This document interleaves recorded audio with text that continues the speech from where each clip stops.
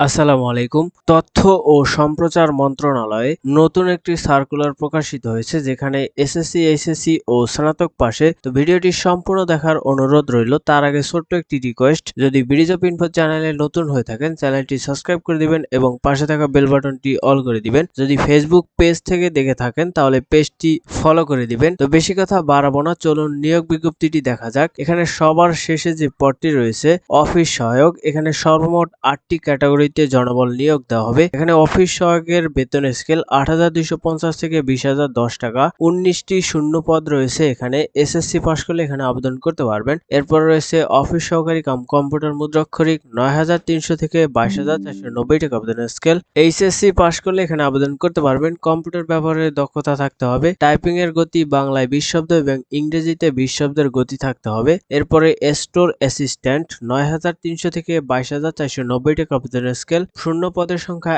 1টি। বাণিজ্য বিভাগে বাংলাদেশের 64 জেলা থেকে ছেলে মেয়ে উভয় আবেদন করতে পারবেন। উচ্চ মাধ্যমিক সার্টিফিকেট পাশ করলে আবেদন করতে পারবেন। কম্পিউটার ব্যবহারের দক্ষতা থাকতে হবে, এমএস ওয়ার্ড এবং এক্সেল। এরপরে 5 নম্বরে যে পদটি রয়েছে ক্যাটালগার 9,300 থেকে 22,490 টাকা আবেদন স্কেল। শূন্য পদের সংখ্যা 1টি। সংশ্লিষ্ট কাজের অভিজ্ঞতা সহ কোনো স্বীকৃত বোর্ড হতে দ্বিতীয় শ্রেণী বা সমমানের সিজিপিএতে উচ্চ মাধ্যমিক সার্টিফিকেট পাশ করলে এখানে আবেদন করতে পারবেন। এরপরে ড্রাইভার শূন্য পদের সংখ্যা 11টি।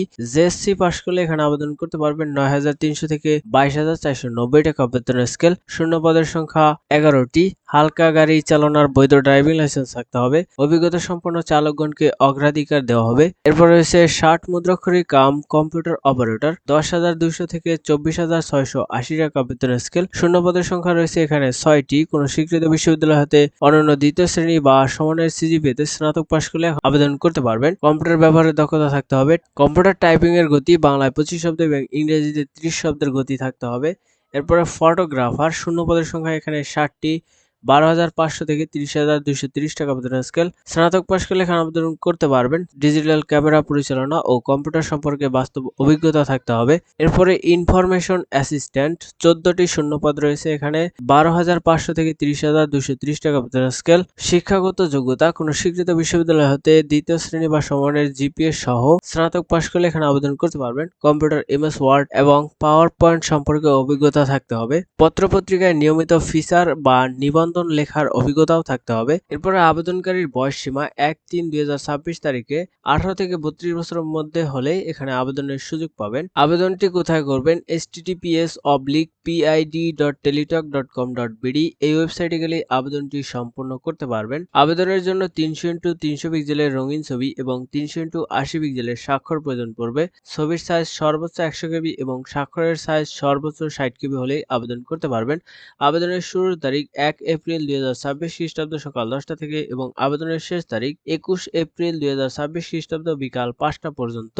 আবেদনের ফি বাবদ 11তম থেকে 12তম গ্রেডের ক্ষেত্রে 168 টাকা, 13 থেকে 16তম গ্রেডের ক্ষেত্রে 112 টাকা এবং 17 থেকে 20তম গ্রেডের ক্ষেত্রে 56 টাকা প্রয়োজন পড়বে। অনগ্রসর নাগরিকদের ক্ষেত্রে 56 টাকা প্রয়োজন পড়বে, যেটি টেলিটক প্রিপেড সিমের মাধ্যমে আবেদন করার পরে অনধিক 72 ঘন্টার মধ্যে জমা দিতে হবে। তো এসএমএস এর মাধ্যমে কিভাবে টাকা জমা দিবেন এখানে সম্পূর্ণ প্রসেস দেখানো আছে। আপনারা এটি দেখে আবেদন করতে পারবেন। তো আজকের নিয়োগ বিজ্ঞপ্তিটি এ পর্যন্তই ছিল। পরবর্তী নিয়োগ পেতে চ্যানেলটি সাবস্ক্রাইব করে রাখবেন। ধন্যবাদ।